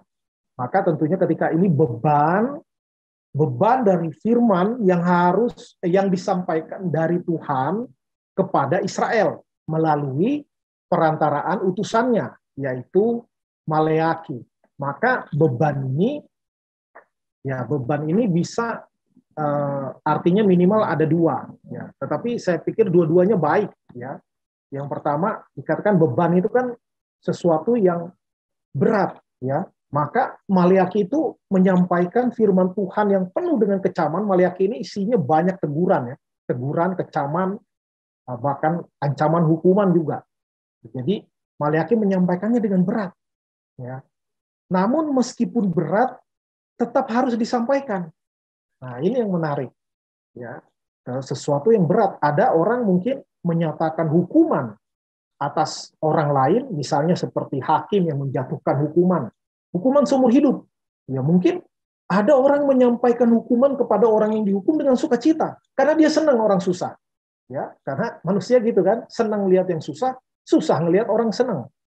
Nah, jadi ini dia menyampaikannya enggak dengan sukacita, tetapi juga dengan beban. Karena dia kepingin orang sebangsanya itu selamat, bukan celaka, bukan dihukum. Tetapi bagaimanapun berita buruk pun harus disampaikan. Ya. Nah, maka penerapannya kan berapa banyak orang yang maunya cuma ngomong yang enak-enak aja, giliran yang nggak enak orang lain yang disuruh. Ya, kayak zaman dulu ada pimpinan waktu BBM naik, wakilnya yang disuruh ngomong. Ya, 3 kali BBM naik, wakilnya disuruh ngomong. Gitu BBM turun, kepalanya yang ngomong. Ya, dia maunya yang bagus-bagus aja, yang jelek-jeleknya orang disuruh ngomong, yang nggak enaknya. Nah, jadi bagaimana ini Maleaki menyampaikan dengan beban bahwa Tuhan itu marah sama kalian gitu. Jadi nggak senang dia, marah sama kalian, sama aku enggak, sama aku Tuhan senang, nggak begitu. Jadi menyampaikan beban, menyampaikannya dengan beban, bukan dengan sukacita, karena Tuhan marah sama orang Israel. Yang kedua, bagaimana Maleaki menyampaikan firman Tuhan dengan beban dalam pengertian seperti kita katakan, saya punya beban mau melayani, bukan kesusahan. Beban itu memang berat, tetapi bukan kesusahan, tetapi punya dorongan gitu, dorongan semangat untuk melayani. Ya. Jadi itu seperti sesuatu yang menekan kita, tetapi itu bagus dan itu membuat kita tetap bersemangat gitu, kerasa gitu kan. Kalau kita kayak ngangkat sesuatu nggak ada rasanya kan kayak jadi ngangkat enteng. Ya, ini ada beban, tetapi dengan semangat dikerjakan. Nah, maka Maleaki juga menyampaikannya dengan beban yang seperti itu. Maksudnya bahwa harus disampaikan.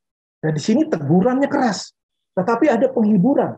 Frasa yang digunakan tadi baik ASV maupun UKJV itu mengatakan to Israel, ya, kepada Israel, bukan against Israel, bukan menantang Israel. Ya, jadi Tuhan pilihan katanya pakai kepada, bukan menantang Israel. Against bisa juga artinya terhadap, tetapi konotasinya lebih kepada menantang atau menentang. Ya, kalau to hanya kepada saja. Ya, jadi di sini pakai katanya to, bukan against. Jadi hanya menyampaikan kepada Israel. Ya. Lanjut. Ya. Nah, di ayat 2 dikatakan tentang pernyataan Allah mengasihi Israel. kembali lagi tadi, di dalam bahasa Indonesia kita kurang kaya di dalam hal keterangan waktu. Ya, misalnya saya makan, saya sudah makan, saya akan makan, tadi malam saya makan. Makan itu selalu makan yang makan, nggak pernah berubah. Hanya tadi malam kah, nantilah, sedang makan. Nah, kalau bahasa Inggris, bahasa Ibrani punya kekhususan yang lebih kaya di dalam bentuk kata. Ya, maka di sini pakai katanya, kalau aku mengasihi kamu, kita nggak bisa bandingkan. Ini sedangkah, sudahkah, akan, belum terjadi, sudah terjadi. Bahasa Inggris jelas. I have loved you. Dalam bahasa Ibrani juga sama. Bentuknya lampau. Ya, maka ini menimbulkan pertanyaan. Ya, kalau saya telah mengasihimu, sekarang udah nggak lagi dong. Ya, bisa jadi penafsirannya gitu. Ya, bisa jadi secara hukum tata bahasa, kalau bentuknya lampau, maka ada kaitannya kepada sekarang, tapi bisa jadi sekarang sudah tidak lagi. Ya, kalau yang mau benar-benar bermakna bahwa dari dulu sampai sekarang itu harus pakai perfect continuous tense, pakai ing, ya. I have been loving you. Saya sudah mengasihi kamu dan masih mengasihi kamu. Tapi di sini pakai kata I have loved you. Bisa dua tafsiran, bisa masih, bisa sudah tidak lagi. Artinya saya telah mengasihimu. Sekarang masih atau enggak? Ya masih dong. Ya, saya bilang masih dong, biar agak gaul sedikit. Ya, dari mana kita tahu? Di Maliaki 3:6 dikatakan bahwasanya aku Tuhan tidak berubah dan kamu, ya, dikatakan Bani Yakub. Wah, ada Bang Yakub di sini. Tidak akan lenyap, ya. Bani Yakub tidak akan lenyap. Tenang aja Bang Yakub, ya. Sampai sekarang masih ada nama Yakub. Nah, jadi teringat tadi kata-kata Pak Saud, ya. Memang orang Israel ini pintar kali permainan kata, ya, kotak-katik kata. Yang PA yang lalu-lalu kita udah pernah bahas mene-mene tekel ufarsin itu kan. Jadi ada permainan kata di dalam itu. Nah, di sini juga tadi yang disebut Pak Saud itu dari proto-evangelium itu di dalam kisah kelahirannya juga gitu, di Kejadian 25 kalau nggak salah. Bagaimana itu Yakub ketika lahir dia pegang tumitnya Esau. Nah, di situ kalimat itu permainan kata. Memegang tumitnya Esau itu bahasa Ibraninya ba'akef, ya. Ba'akef. Lalu Esau itu Esaf, mereka nggak kenal u, ya, pakai v di belakang. Ba'akef, lalu Esaf, lalu Yakubnya dibilang Yaakov. Jadi Ba'akef, Yaakov. Nah, maka itu kan huruf konsonannya sama semua, hanya tanda huruf hidupnya itu kan ada kode-kodenya sama kayak bahasa Arab gitu. Jadi huruf matinya sama, ya. Huruf matinya sama, ada K-nya, ada V-nya di belakang. Jadi ada Ba'akef, ada Yaakov. Jadi ada kemiripan bahasa di situ. Hanya ada tanda-tanda yang menentukan vokalnya. Ya, jadi Yakub tidak akan lenyap. Ya, dan ini Tuhan yang berjanji. Ya, Tuhan yang berjanji. Nanti ada kaitannya. Kenapa kok Tuhan yang Maha Kasih kok membenci? Ini gawat juga nih, ya. Bagaimana Tuhan katanya kasihlah musuhmu, iya kan? Oh, kasihlah Tuhan Allahmu, kasihlah sesamamu, bukan kasihlah musuhmu. Tetapi ini firman Tuhan, Tuhan yang ngomong ini, bukan melalui perantaran Maleaki. Maleaki tidak boleh menambahkan ataupun mengurangi. Ya, dikatakan ada kalimat yang susah untuk dipahami, apalagi zaman sekarang yang orang begitu kritis, ya. Agak-agak nakal lah tadi kata Ko Jemi, ya. Ini lagi jadi orang nakal, ya. Tapi itu bagus untuk memperkaya kita, ya. Memperkaya dan membuat kita berpikir lebih keras. Ya, lanjut. Bagaimana pernyataan Allah mengasihi Israel? Next slide.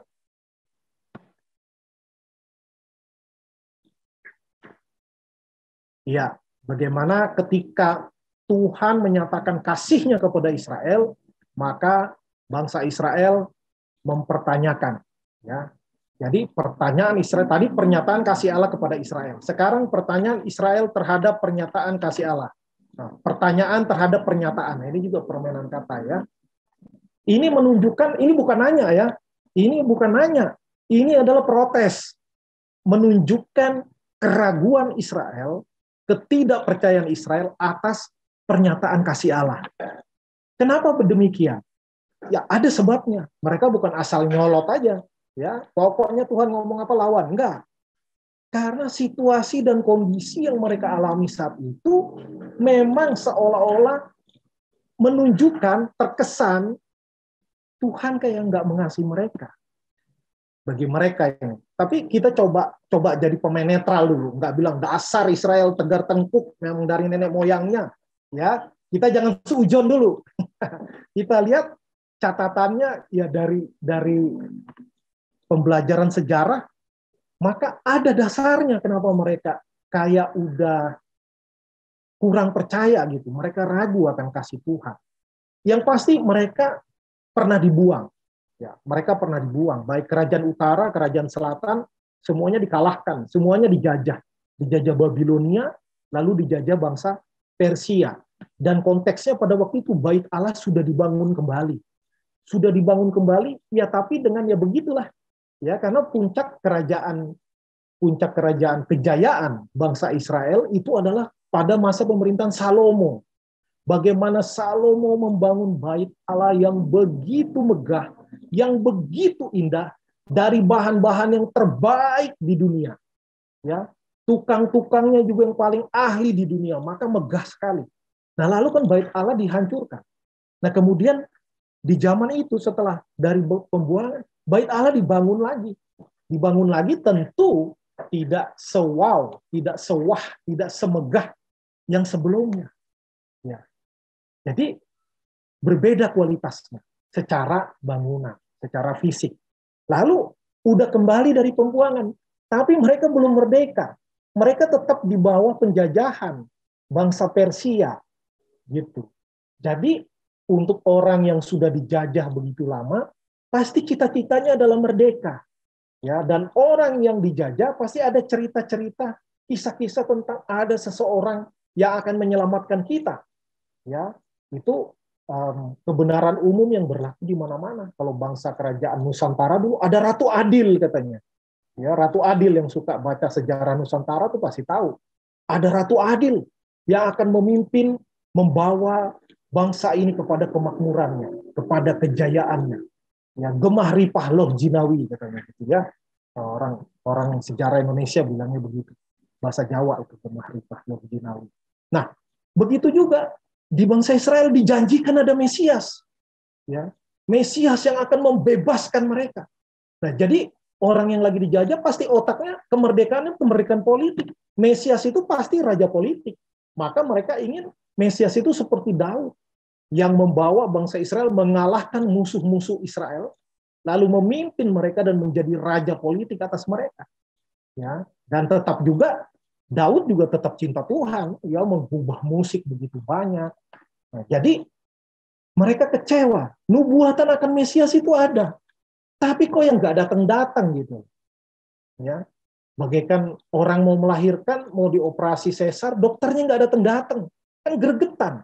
Udah lemes nih nunggu. Udah lemes. Mereka kan maunya di zaman mereka. Nggak mau mereka di zaman cucu-cucunya nanti.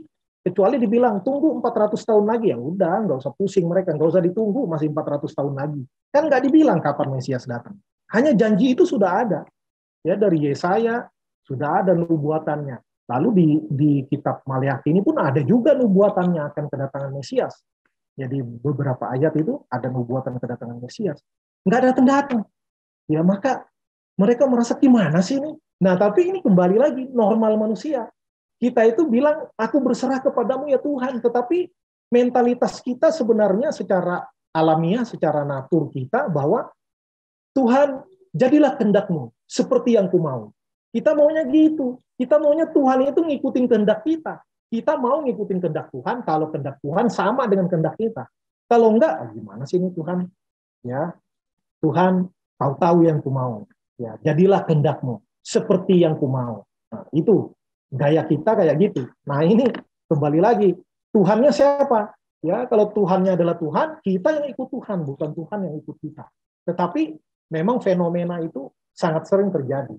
Ya, bahwa ketika keadaan tidak sesuai dengan harapan, maka kita mulai meragukan kasih setia Tuhan, meragukan kebaikan Tuhan. Next.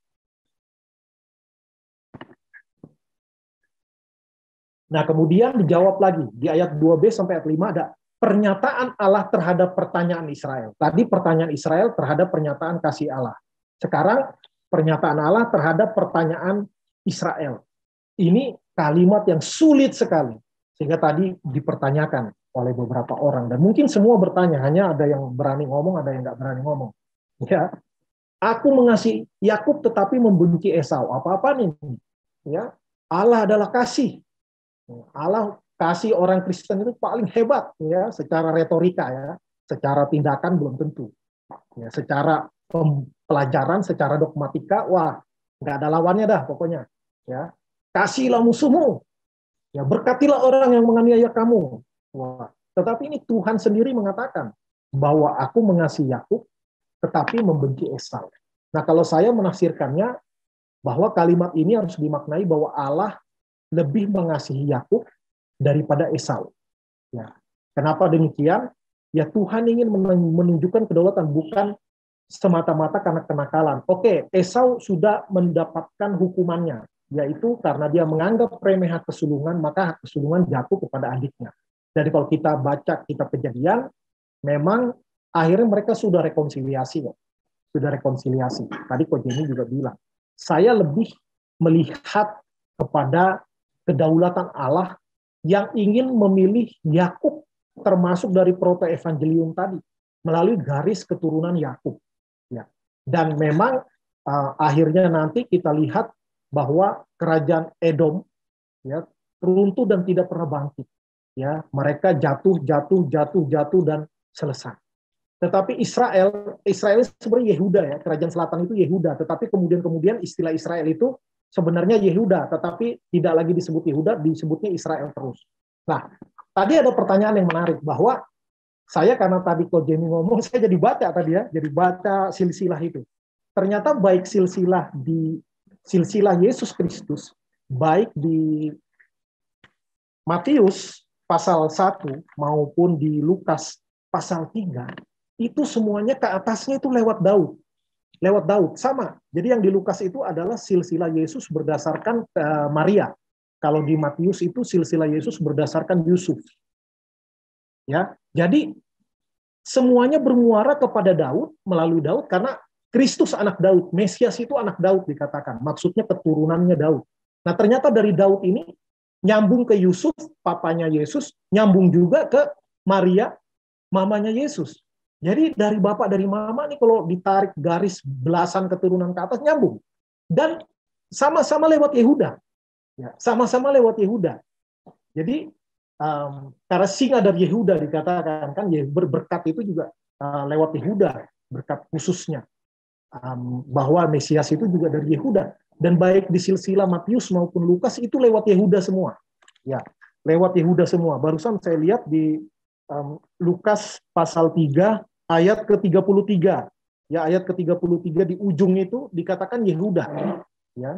Kalau ngomong Daudnya di ayat 31, sedangkan di Matius, di Injil Matius Yehudanya itu di ayat kedua, nyebut Daudnya itu di ayat 6. Jadi baik silsilah garis keturunan Yusuf maupun Maria sama-sama lewatin Daud, sama-sama lewatin Yehuda. Nah, jadi clear di sini ya, bahwa lewat Daud dan juga lewat Yehuda. Nah, oke. Lanjut, dan juga tentunya lewat Yakub juga ya, karena bapaknya Yehuda kan Yakub. Nah, kemudian di sini kita melihat bagaimana kerajaan Yehuda yang kemudian disebut Israel itu bangkit kembali juga bukan karena mereka itu terlalu baik, tidak. Ya, baik kerajaan utara, kerajaan selatan, rajanya itu ada yang takut Tuhan, ada yang tidak takut Tuhan. Ada yang memuliakan Tuhan, ada yang memalukan Tuhan. Tetapi saya ingin katakan bahwa kenapa Yakub yang dipilih Allah itu semata-mata karena kedaulatan Allah. Nah, tadi kembali kepada kalimat Allah mengasihi aku membenci Esau, saya membandingkannya dengan Lukas pasal 14 ayat 26. Ya, Lukas 14 ayat 26 dikatakan begini. Jikalau seseorang datang kepadaku, dan ini Yesus ya kepadakunya. Jikalau seseorang datang kepada Yesus Dan ia tidak membenci bapaknya, ibunya, istrinya, anak-anaknya, saudara-saudaranya laki-laki atau perempuan, bahkan nyawanya sendiri, ia tidak dapat menjadi muridku. Nah, dikatakan kalau datang kepada Yesus, kalau nggak benci sama bapaknya, ibunya, istrinya, anaknya, bahkan nyawanya, ia tidak tidak layak mengikut aku. Nah, jadi di sini juga dikatakan membenci. Apakah Tuhan mengajarkan kita untuk membenci keluarga kita? Kan nggak mungkin. Ya, maka ini kata-kata yang tidak bisa ditafsirkan secara literal. Maka karena prinsip ajaran reform adalah Alkitab menafsirkan Alkitab. Ya, kalau kita kesulitan menemukan maknanya di situ, kesannya bertentangan dengan dogmatika kepercayaan iman Kristen secara umum, kita lihat ayat-ayat lainnya. Ada kata yang sama, ya, bahwa Tuhan tidak benci. Ya, Tuhan membenci dosa, tetapi tidak membenci orang berdosa. Karena itu tidak mungkin Tuhan membenci Esau. Tetapi bunyinya benci. Maksudnya adalah Tuhan memilih Yakub.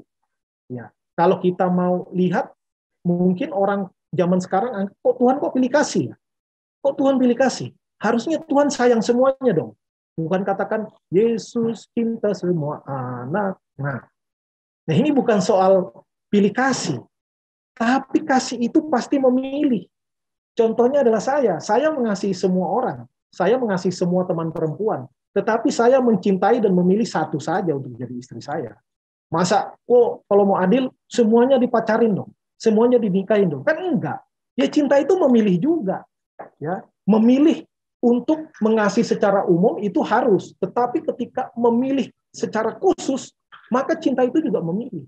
Dan bukan berarti kita membenci yang lain, tetapi kita berhak untuk memilih salah satu. Nah, di sini juga Tuhan memilih Yakub bukan karena prestasi. Yakub ini bandel juga, ya, bandel juga. Ya, bahkan dia dikatakan juga penipu, ya. Tumit juga. Nah, dari kata tumit juga ada dasar katanya. Nah, penipu juga, jadi dia ini juga kacau juga orangnya. Tetapi Tuhan mau pilih dia. Ya, kalau udah berbicara tentang kedaulatan ini, ya udah, ya hanya Tuhan yang tahu. Hanya Tuhan yang tahu. Kita nggak bisa benar-benar, coba Tuhan jelaskan kepada saya, kenapa Tuhan pilih itu? Ya terserah Tuhan lah, orang Tuhan yang pencipta dunia kok. Ya kalau gampangnya jawabnya gitu. Ya, nah, karena Tuhan sendiri yang berjanji tadi di pasal 3 tadi. Pasal 3 tadi dikatakan, Bani Yakub itu tetap akan ada. Karena apa? Karena hebat, pintar. Karena Tuhan yang bilang. Karena Tuhan yang bilang, maka Tuhan akan menggenapi rencananya. Dengan cara apa? Ya, bangsa Israel makin lama makin pintar. Terbukti sekarang bangsa Israel tambah pintar. Ya, dikelilingin musuhnya tetap. Ya, bangsa Israel dimusuhin dari dulu sampai sekarang. Dari dulu itu bangsa-bangsa sekitar Israel musuhin Israel, ya, orang Filistin lah, semua bangsa-bangsa lain. Sampai sekarang. Tetapi ya Tuhan tambahkan hikmat. Kalau memang dipilih Tuhan, ya siapa yang mau lawan? Ya Tuhan akan tambah-tambahkan. Jadi bukan karena orang Yahudi pintar makanya selamat. Enggak, karena dia dipilih Tuhan makanya dia dikasih kepintaran lebih. Ya kalau menurut saya seperti itu. Next slide. Waktu saya cuma 20 menit. Oke, langsung ke penerapan ya. Ke penerapan yang pertama bahwa pernyataan kasih diperlukan juga di dalam menuntun orang pada pertobatan. Ini P4 ya. Saya ingat dulu waktu saya masuk SMP SMA ada penataran P4 seminggu itu ya. Nah, ini P4 yang lain ya, bukan P4 zaman dulu itu Pancasila ya. Pedoman penghayatan dan pengamalan Pancasila. Ini P4 versi saya adalah yang pertama, pernyataan kasih diperlukan juga dalam menuntun orang pada pertobatan. Ya. Ketika Tuhan mau menyampaikan kemarahannya kepada bangsa Israel dimulai dengan aku mengasihi engkau. Bukan dimulai dengan kau sini kau. Ya. Sini. Macam-macam kau, enggak, langsung dimulai dengan aku mengasihi engkau. Pernyataan kasihnya didahulukan. Ya, walaupun pernyataan kasih tidak meniadakan kesalahan-kesalahan bangsa Israel, tegurannya tetap, tapi kasihnya duluan. Ya, gitu juga di dalam kita tadi Pak Rahmat cerita ya, kepada anak kita marah-marah. Ya, saya pernah pukul anak, enggak pernah. Gitu, tapi sayang. Ya enggak juga brutal sampai sampai seluruh kekuatan kita kerahkan, tidak, tapi hanya ingin menyatakan bahwa salah adalah salah dan salah itu perlu didisiplin, tetapi kasih kita ada dan anak tahu. Karena tahu. Maka pernyataan itu, kasih itu penting di dalam relasi. Walaupun kesalahan tidak boleh disembunyikan, tidak boleh diabaikan, apalagi dianggap biasa, tidak bisa. Tapi pernyataan kasih penting. Lalu pernyataan yang kedua, pernyataan teguran tetap perlu disampaikan, ya, dengan beban untuk mengajak orang bertobat. Jadi kita menyampaikan teguran, habis itu bukan kita senang, yes, lega saya, udah keluar unek-unek saya, nggak sedemikian. Bahwa kita menyampaikannya pun sebenarnya bukan bersuka cita, kita juga sedih, kita juga berat. Beban itu, menyatakan teguran, menyatakan kesalahan orang itu beban berat. Tetapi itu harus, semangatnya itu supaya dia bertobat. Jadi kita mengajak, bukan mengejek, ya. Mengajak orang supaya bertobat, bukan mengejek orang supaya bertobat. Mengejek dia tambah jadi nanti, ya. Jangan dia mindsetnya jadi rusak, ya. Kalau orang kan kata sering dimaki-maki, sering dibully oleh orang tua, misalnya dasar anak goblok, lama-lama jadi goblok beneran. Karena dia pikir, ngapain saya pintar, orang saya dibilang papa goblok kok. Akhirnya jadi goblok beneran karena tertancap, ya. Maka kita kalau ngomong mikir dulu, ya. Kalau marah pun mikir dulu bahwa teguran, disiplin, kemarahan itu supaya orang bertobat, bukan untuk melampiaskan emosi kita, ya. Kemudian P yang ketiga, percayalah senantiasa kepada Tuhan walaupun keadaan tidak kondusif. Ini mengingatkan saya bagaimana ketika Abraham diberikan janji oleh Tuhan, di Rasul Paulus mencatat dalam suratnya kepada jemaat di Roma di pasal 4 ayat 18, ya, dikatakan, sebab sekalipun tidak ada dasar untuk berharap, namun Abraham berharap juga dan percaya, ya. Maka ketika kondisi real tidak sesuai dengan janji Tuhan, maka yang kita pegang janji Tuhan, ya. Karena kalau Tuhan mau, keadaan bisa dia ubahkan. Tapi kalau Tuhan tidak mau, keadaan yang kondusif pun bisa Tuhan bubarkan, ya. Bagaimana kejayaan manusia, kekayaan manusia bisa habis sekejap mata. Ketika peristiwa tsunami, waduh, habis disapu semua. Ya, ketika gunung meletus, habis disapu. Kerusakan begitu besar. Ya, kekayaan yang udah ditimbun puluhan tahun bisa lenyap seketika, sampai nyawa-nyawa kita juga lenyap. Maka janji Tuhan yang kita pegang, bukan keadaan. Ya, karena kalau udah janji Tuhan kita pegang, kita tetap percaya apapun keadaannya, ya hidup bagi Kristus, mati adalah keuntungan, ya. Jadi seperti itu, percaya senantiasa. Terakhir, pelihara kesadaran bahwa Tuhan berdaulat, memilih siapa saja yang mau diselamatkan olehnya. Oleh karena itu kita tidak boleh merasa lebih layak untuk diselamatkan Tuhan, ya. Karena kalau kita dipilih oleh Tuhan, kita diselamatkan oleh Tuhan bukan karena prestasi, tetapi karena predestinasi. Tadi udah disinggung. Ini debat predestinasi seru nih. Banyak videonya ada di YouTube kalau mau nonton. Bagaimana kita itu selamat karena Tuhan yang tentukan untuk selamat. Bukan Tuhan kumpulin orang mana yang lebih layak nih, mana nilai tertinggi masuk surga. Enggak. Ya, bukan prestasi kita. Tetapi karena kita dipilih, maka kita akan terhisap kepada pilihan Tuhan itu. Kita akan di ujung hidup kita nanti kita akan tetap di dalam jalan Tuhan. Karena Tuhan yang udah tentukan. Walaupun memang di dalam kita menjalani kehidupan keseharian kita, ada tanggung jawab kita, ada perjuangan kita.